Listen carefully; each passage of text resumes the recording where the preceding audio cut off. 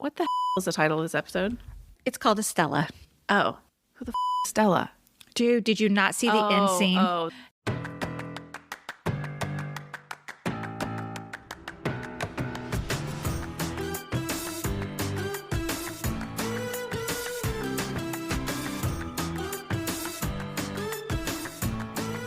Hey everyone, welcome to Girls Gone Hallmark, a Hallmark review podcast. I'm Megan. I'm Wendy. And today we're recapping Ride Season 1, Episode 4, Estella. Before we get into our thoughts on this episode, we'd like to remind you, you can find us all over the internet.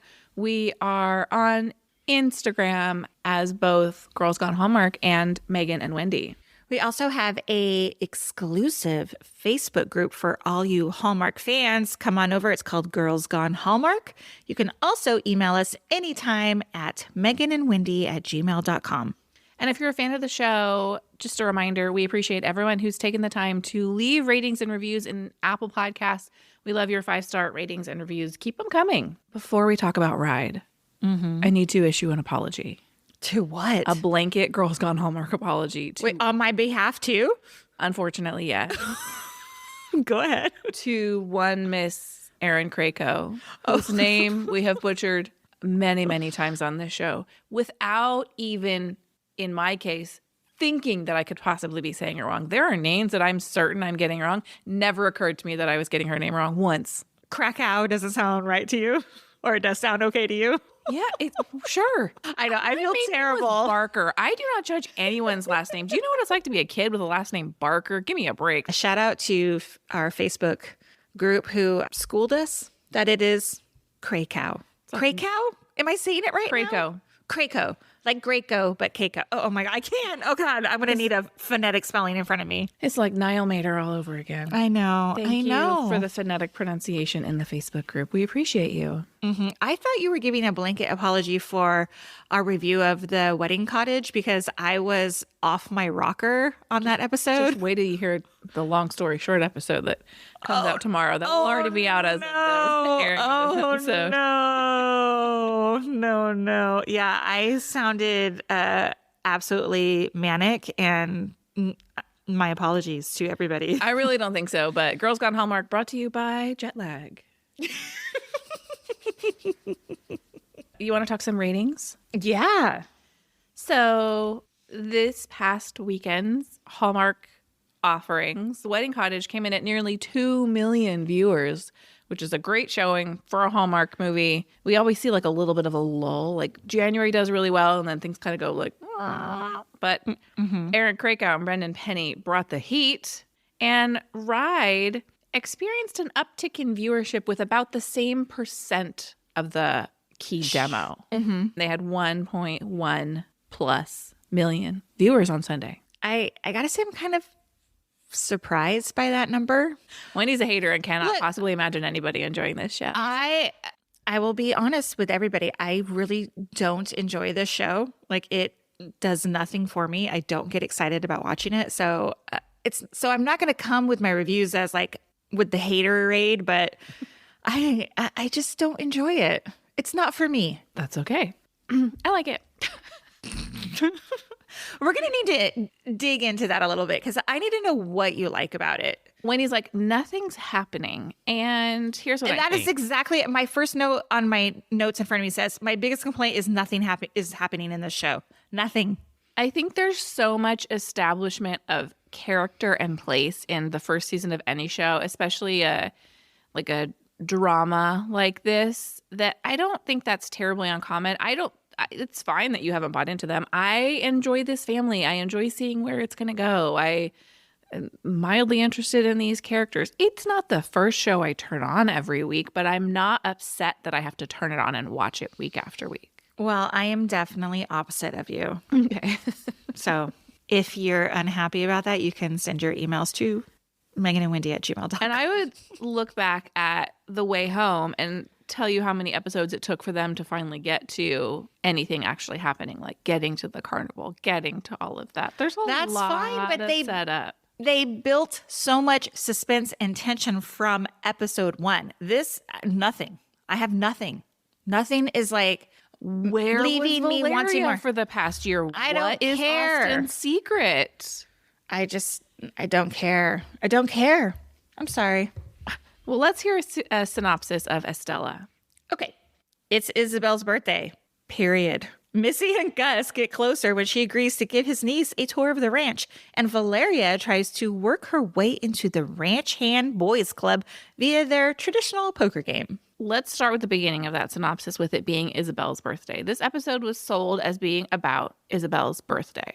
Mm-hmm. I would argue, first, let's tell the listeners, this is going to sound a little bit different than our typical ride recaps. Yeah, because you guys didn't like it before. That's not actually true. Let's dial it way back. Okay. There's been a lot of discussion about what we're going to do next. Like, what are we going to do after ride? And what do you want to see from specifically the Facebook group? That's like our focus group in there. Mm-hmm. We got a lot of feedback, and we got an email from a friend of ours and a listener of our show who suggested that maybe the reason people didn't want more recaps from us was that they don't like the recap format. Mm-hmm. And she didn't come right out and say, I don't like the recap format, but I could read between the lines. We love you, Michelle. And initially she said, why don't you ask the Facebook group? And my knee-jerk response was, I'm not ready to hurt my feelings by asking that question. Oh my goodness. But we did come back to it. And when it comes down to it, we want to create content that you want. And ultimately the response was not, we hate your recaps. That's not what people said. They said, we like listening to your podcast. Do what's fun for you. And we kind of decided that the stuff that people want is more of the conversation. Like, you could get a recap on the internet. Mm-hmm. So we're going to chat it up. Yeah. All right. So let's talk Isabel's birthday. I mean, like you said, they sold this episode as being Isabel's birthday. It could have just been a Tuesday. It was like not significant to the story, I thought. Yeah, I was waiting for some kind of big reveal. Like, why does Isabel hate her birthday? Is she just like the kind of person who takes care of everyone else before she takes care of herself? I think that's the answer here. It's just like a character development thing. Although it did give us a vehicle to introduce Cody, who is our farrier, which is a term that I looked up. Do you know what a farrier is? No idea. It's a craftsman who shoes horses. Oh, okay. Played by the very handsome James Tupper. You have nothing to say about that? I always get James Tupper and James Denton confused. So yes, before recording, I had to look him up to see who I was dealing with here. So he's been in Hallmark movies like Midlove Crisis, My Christmas Family Tree, and he was in Midlove Crisis with Terry Hatcher, and we mistakenly reported that that was with James Denton. They were in a movie together previously. We were wrong. Anyway. That's why it's fully imprinted on my brain as such. Like it's, you know, like a computer chip gone bad. It's always going to be in there now like that. I had honestly completely forgotten about that mistake until you reminded me, but he was also in Big Little Lies. Anyway, I enjoyed that introduction of the character because I get the impression that we might be headed towards a little bit of an Isabel romance. I hope so. Yeah. Did you like them together? I did. It made me wonder, like, how long has her husband been dead? She's just living this, like, lonely life out there. Yeah. With her kids. I'm excited that she's going to have a little love interest, hopefully. Yeah, I had wondered if perhaps one Mayor Gus was sweet on Isabel. Ew. We haven't seen him in a while. Oh, we haven't seen him since last episode. Wendy hasn't seen him. I didn't watch last episode. I was traveling. So sorry. You haven't seen him in a while. I think that's a mismatch too. I do too. I don't think they're a good match, but several things that Gus has said have led me to wonder, is this just a long time friendship that they've had and he supports her in that way? Or has he harbored feelings for her for a long time? Because he's made comments that lead me to believe maybe like even prior to her marrying Papa McMurray, that maybe he's had a long time crush on her. I don't think that's her match. I wouldn't go so far as to say gross. I'm just not getting the wowie zowie vibes. Did I say gross? You did. Oh, sorry. But Cody is giving me wowie zowie. Give me that Cody Isabel pairing. I need something steamy to look at, to get excited about. Another storyline that Isabel's birthday kind of provided a vehicle for was we meet Missy's mother in this episode. Mm-hmm. And honestly, prior to Missy running into her mom, it didn't even occur to me to think about Missy's family. And no, not once. And especially, I didn't think that they were just, her mom was just living right in town. Well, like Working at the diner. The diner that they go to all the time or whatever, like never has run into her in the last 4 episodes. Not once. Is this the first time we get an introduction to Missy being a former pageant girl as well? Yeah, I think so. She had kind of like pageant adjacent experience with her like rodeo queen stuff, but that's certainly not the life her mother envisioned for her. Like her mother's a little bit more Abby Lee than rodeo. Okay. Well, the way that I had interpreted the whole conversation between them is that Connie's super disappointed in Missy for following her heart after these like ranch boys or rider boys or whatever. And based on her own personal experience, she wanted more for Missy. She wanted Missy to be like this, a pageant girl. Don't throw your life away on a cowboy, Missy. She had a lot of, we know that Missy's dad is gone. I don't know that we know why. Got to suspect he was in this world, given the mother's disdain for this lifestyle.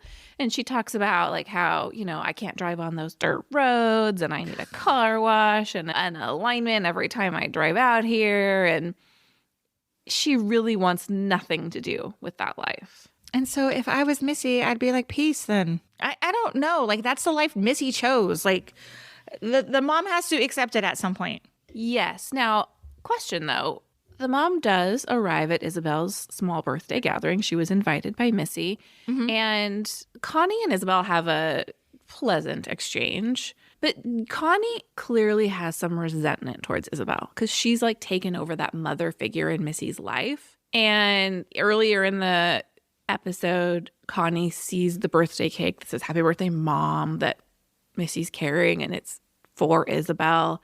And Connie talks to Missy about how like you turned to Isabel after the death of your husband and I wanted to be there for you. And I had 2 like really distinct feelings here. One, Isabel was Austin's mom. Like they're grieving together. She lived on the ranch with her. I understand her turning to her, but also a part of me could understand. I don't want to use the term feeling left out because that feels like a crappy thing to say. Like, oh, I was left out after your husband died. But I think she wanted to be maternal in that moment and couldn't. Here's my thoughts.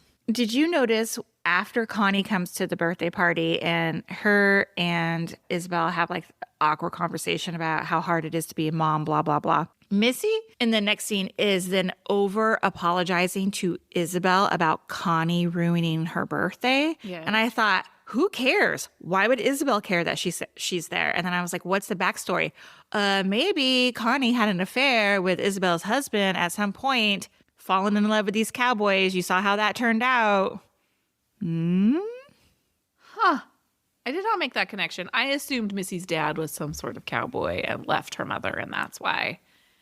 Because we know Missy's dad's gone. She's like, just like your dad left. I just think it's weird. I thought there was some weird tension between Isabel and Connie and then Missy over apologizing for it. Like, what is the story there? Oh, yeah. I thought the tension was just that there's like a weird, like, you're the mother-in-law, you're the mom. That's weird. I'm closer to you. But we shall see. I'm going to say I'm not buying into that synopsis yet, but all right, we'll see. I'm hoping it goes that way because we need something in this show. Something. You should have watched last episode. There was a lot more drama last episode. All right. You didn't even listen to the full synopsis. I'm sorry. You got to see the final scene where Cash gives those rodeo dudes a piece of his mind. Oh, I saw it in the preview. Oh my gosh. In the previously on. You need the full scene. We've got Valeria in this episode. And I said it at the end of last episode when we have a moment with Cash and Valeria together and they're dancing that I think we're headed toward a Cash and Valeria pairing, and everything in this episode leads me to believe they're setting that up. And I don't like it. Because I don't like it. I don't, I'm not rooting for it. Look, lots of feedback from the Girls Gone Hallmark community. First season romances don't last. Like, we can't put Missy and Cash together this season. Fine. Missy needs her rebound relationship, so it needs to be with Gus before she ends up with Cash. Fine. I'm actually fine with Missy and Gus first. I really like Gus. He's got that big, beautiful smile. I'm here for it. But there's something about the Cash Valeria pairing and the fact that Valeria is Missy's former best friend who they're working their way back to a friendship. This is, I think, going to complicate things. And Valeria's a big old liar. So I'm not a fan. Well, I have two thoughts here. One is like, are there no other available women in town? Like, he's like, oh, well, Missy is kind of off the table. So who's left? Valeria. Yeah, you know, like Vanderpump Rules ranch style. Easy, girl.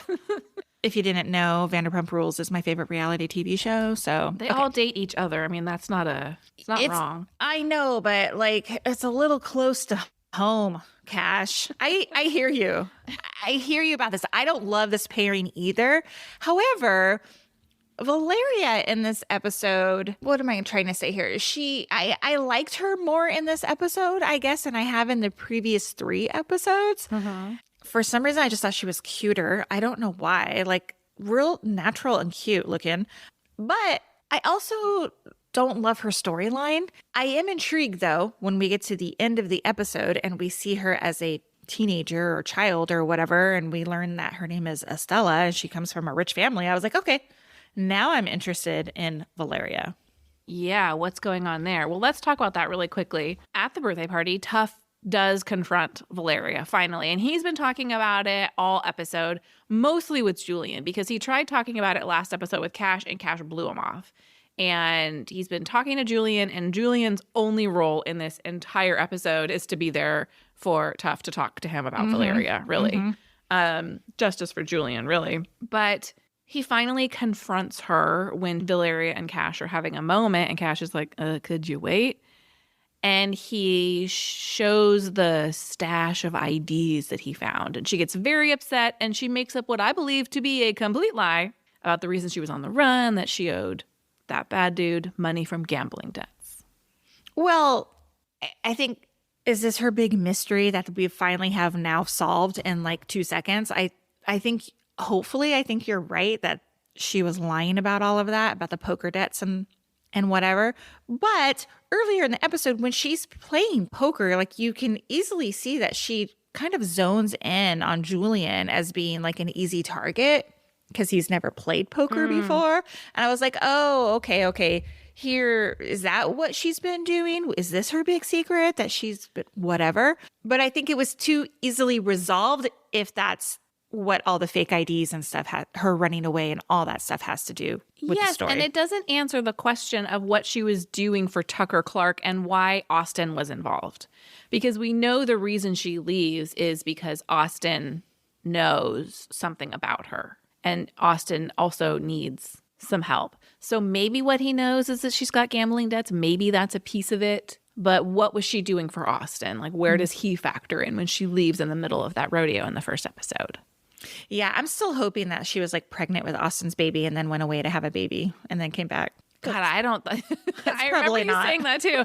I don't think that's it either. It's probably not either. Nope. So she tells this whole story and she takes the IDs. And we later at the end of the episode see her flipping through the IDs and she stops on one named Estella. And we get a flashback of a younger Valeria who really the only thing they've done to make her look younger is put her in this like prim little dress. I'm like, we needed, I don't know, something with her hair or something in this big, beautiful home where like a housekeeper has summoned her upstairs to where her apparently dying mother is in bed. I mean, that's the assumptions I'm making of this scene. And earlier in the episode, we had seen Cash, and we'll talk about this, kind of like make a snide comment about people with money. And Valeria is quick to jump to their defense. And she's like, she didn't ask to grow up like this. I thought that was a nice tie-in. Knowing what we know about Valeria is that she's apparently a little bit of a princess herself. Yeah, there was another tie-in too when Missy was complaining about her mom. And then it was something like, well, at least you grew up with a mom. Oh, yeah. At least you have a mom. That's a great point. Again, this is more questions and answers, right? Like, do any of them know this about, I mean, her name was Estella. Like, do they know who Valeria is? Like, what's the story she's made up about the loss of her parents? They obviously don't know that she's come from money. She's been working as a ranch hand. there's a billion more questions and answers about Valeria's storyline at this point. Yeah, like how did Missy and Valeria meet? Did they meet at like university, or did they meet like in town, or like do they not know anything about each other? Yeah. What the hell is happening? Great points. I want to go back to Cash and Valeria for a second. Now, when they were, I thought these two idiots are completely tearing up the field in that. I'm like, what the hell is happening here? Like, first of all, she works this ranch, right? And then they're in this like golf cart, or I know it's not a golf cart. I don't know what it is, but they're like doing donuts all over the field and tearing it up. How disrespectful. Yeah, don't they need that field? Like, aren't sheep going to need to graze somewhere, or cows? They've just completely destroyed it. The city I live in, if it's raining, they won't even let you play soccer on their field. I know. So I think this was a bad move, unless they were about to raise that field. Now, in this same scene, Cash gives advice to Valeria about like how to be a boss to the ranch hands. Yeah. And he tells her, like, be more like you, a cool and fun person. And I just was like, bleh. Yeah, you're not selling me on the fact that you're falling hard for little Miss Val. Exactly. Can we talk about Valeria working her way into, like, the whole, like, poker game situation? Yeah, breaking in with the boys. So it's obvious she's, like, takes her job seriously, and she's super annoyed that these dudes are always just like standing around and talking, and she's like working her ass off, which I fully can stand behind. But like, why is she trying so hard to be one of them? Is it just she wants to earn their respect? Yes. All right. Which was, again, the whole theme of the episode you didn't watch last week, because the entire time, like, Tough tells her that, like, you didn't earn this job, and all the ranch hands think so as well. And she has this big project to take on, and she doesn't ask anybody for help, and it takes her a couple of days, and she does it all by herself because she doesn't feel like she has the right to ask the ranch hands for help, and they have not welcomed her as their boss. And so she now, if they're going to make it work, she's got to earn their respect. All right. Let's move on to Missy and Gus. And I'd like to say justice for his niece, Sophie. First of all, okay. They are there for, like, Missy's going to give them a riding lesson. Is that correct? At first, I thought she was going to teach her, like, some trick riding, but they're just out on the horses. Yeah. And then they're like, let's go down by the river, blah, blah, blah. And I was like, oh, my God, people, I hope she didn't fall into the river. Like, why aren't they looking at the river first once the girl goes missing? Like, everybody's the whole family's up in arms. We have this missing child on our ranch. Nobody's really looking for her. Why wouldn't they, like, call the police? Why wouldn't they? Nothing. They're all looking for her. They all go out on their horses and look for her. Just not girl. Isabel. Yes. Let me tell you, you did not watch as closely as I did here. Isabel's standing at the farm, or she's waiting for another animal to give birth on the show. She went back to the barn in case Sophie came back there, and she was like, I hate standing around here. I wish I could be looking, but someone needs to be here in case she shows up. And then James Stubber shows up, and they're just standing there talking like, oh my God, a child is lost on our farm. Whatever. Ranch, farm, I don't know.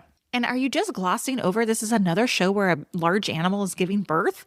No, I'm not. We have not talked about poor Goldie giving birth. At least they don't show it this time. We just get the end of the... Yes, that scene of Elliot with his hand in that cow, I will on your brain. Never recover from.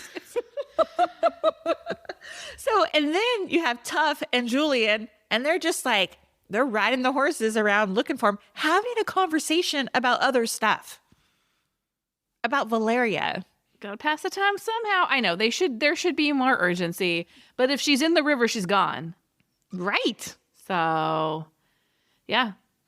Well, Missy, shocker, finds her in the treehouse, and they have like this sweet moment. And I felt kind of bad for that little girl because she just wanted to stay there. It was so sad. Oh, don't make me go home to my mom and her new husband. So sad. How do you feel about this Missy Gus connection? I don't hate it. Partially because I like Gus so much. Like, I like his character more than I like Valeria's character. He was real sweet to Missy in the last episode. They had a little bit of a moment towards the end, and I'm into it. Are you into it? I mean, it's a nice placeholder, I guess. Yeah, this is not her forever romance. There's no way I see him actually buying this ranch and being around long term. I could be wrong about that. Again, I don't think this is her forever romance. I don't think it's Gus and Missy forever. But I do think he's a nice, pretty face for her to enjoy as her first romance after her husband. Because we know that there's more to Valeria and Cash's relationship than what we've seen. We don't know all the details, but there's more there and that needs to be unpacked. Yeah. I have a couple did you see that moments. Yeah, me too. Go ahead. Okay. The first one is when they are playing poker, we have these two rando dudes playing poker with them. And in front of them, they have like plates full of cheese puffs, like Cheeto puffs, like a mound of them. Yeah. Like that, I had to rewind it and look at it again. They had potato chips on there too, but I was like, that is so bizarre. Like, I don't hate a Cheeto puff, but it was just bizarre. Like they had a paper plate, a mound of them. So weird. Yeah, and also they're going to get all over the cards. Like cheese puffs are a terrible gross. poker. You're right. Put a pretzel out there. It's not going to leave a residue all over your hands. I'd be licking your fingers and then touching the cards. Gross. When Connie is at Isabel's party and she bounces, she leaves behind a whole glass of wine. I know. I hate it when they do this. They get a drink and then there's a wreath. This happens all the time. I'm like, she just poured you a glass of wine. She probably had to open the bottle because they're all drinking beer. Exactly. And my last one is when Tuff and Julian are setting up the poker table for the poker party. Yeah. They have this super non-sexual moment. Like he goes, like he puts his arms on his shoulders. And I was like, oh, this is as close as these two are going to get on the show. Yeah, they're really, really easing you in slowly to that relationship. I just was like, come on. I mean, Tuff did like turn around and give him like a glance, but like I was like, this is it. And we're not gonna it's not gonna go beyond this. No. All right. I have a couple did you see that / comments that I need to make that don't fit in anywhere else. The first is we learned that Julian, and I believe this is the first time we learn it, it's a bronc rider, which is different than a bull rider. And I was like, Julian says broncs are different than bulls. And I was like, how? Well, broncs are horses. That's how. So here go the two doing ranch stuff, dummies.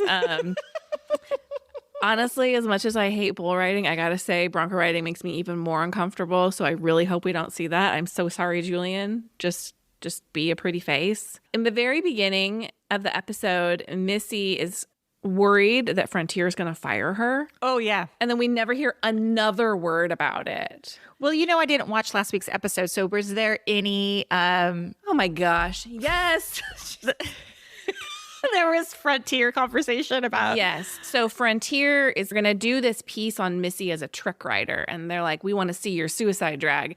And she has not been on a horse. This is a whole theme of the last episode. She's not been on a horse since Austin's death, and she blames herself for Austin's death, and she knew something was up that day, and she let him ride anyway. And right before he rode, he caught her and Cash like having a moment, even though nothing was happening. She knew that threw him, and so she has blamed herself for Austin's death, and as a result hasn't gotten back on a horse since then as a trick rider. And they want to see this suicide drag, like they want to go straight to the hardest trick that she can do.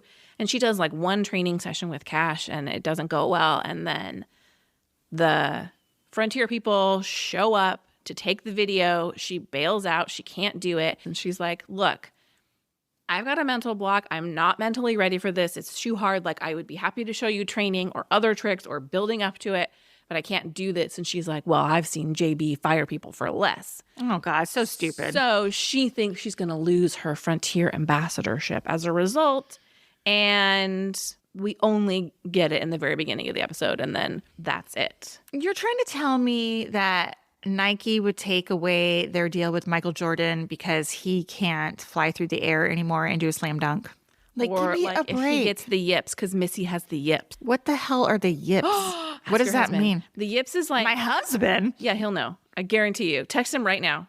Okay. How do you spell that? Like Y? Y-I-P-S. Just ask him if he knows what that is. The yips are in sports when an athlete can suddenly no longer do a skill they used to be able to do. And they apply it to pitchers a lot. Like they can't pitch anymore.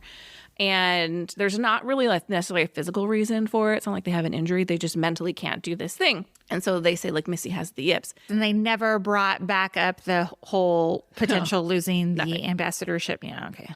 Cash on the fake bull kills me. Did you see this? Yes, but I don't remember it being a standout moment. They've got like this ranch hand like making the fake mechanical bull buck. I don't know. It feels like, look, maybe this is a standard bull riding practice situation. It just feels like a child on a seesaw. Oh, that's funny. Is the ranch hand standing there with like an Atari joystick, like trying to it's like a lever underneath the back of the barrel that he's like pushing up and down to make the metal bull buck. It's not even actually like mechanical. It's weird. Like this junkyard bull. I vaguely remember it. And given that Cash is the actor, Bo Murkoff is not an actual bull rider, they're not like going that hard. It's not like this metal bull is actually bucking all that hard because his stunt double isn't in the scene. And so it just amused me. And finally, so tiny, but the closed captioning spelled, they say the word debt 800 times in one of the final scenes, and they spelled it DEPT every single time. Every single time. I'm like, that's not even a word. That's an abbreviation. DEP department? Yes. Every single time. Was that on Friendly or did you use it on YouTube TV? YouTube TV. Oh, and I have another note here. We do get a name for our unnamed ranch hand. Now, as for last episode, he did appear on IMDb, but they didn't call him his name until this week. His name's Nick Victor Okie is the actor. We still have our unnamed mustached ranch hand, and he is not on IMDb. This is his second episode. That's the Cheeto Puff guy. He's got some lines, but he has not had a name as far as I can tell in the past 2 episodes. He was a real dick in last week's episode, though. Well, you know what's also funny, too, is that character Nick, like we learned he has played football and was also in the military. And I was like, what the hell is your name, dude? Like, I know your whole backstory now, but I still don't know your name. Yes, they call him Nick multiple times in this episode. Sorry, I missed it. Who are you riding for this week? I got no one. How about you? I hate this show, and I refuse to play your stupid games.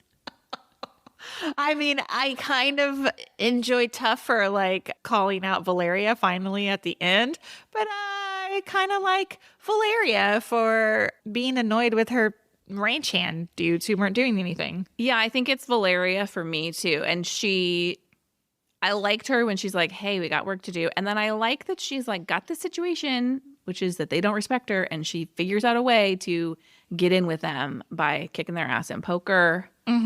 I think she was a very complex character in this episode. So I agree. I co-sign on this. Writing for Valeria. Thank you for listening to this episode of Girls Gone Hallmark. We'll be back next week with a brand new movie review and a brand new recap of Ride. Maybe Wendy will grow to love this show as the season goes on.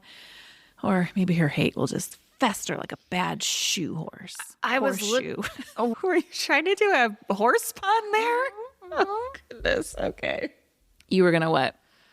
I was counting down the episodes to number 10. We still have a lot more to go. A lot more, like a month and a half. Oh, gee. Dig in. Okay. If you love this podcast, we love your 5-star ratings and reviews. So please hop into the Apple Podcast app, tap those 5 stars, and let everyone know why you love our podcast. We'll see you next time. Bye. Goodbye.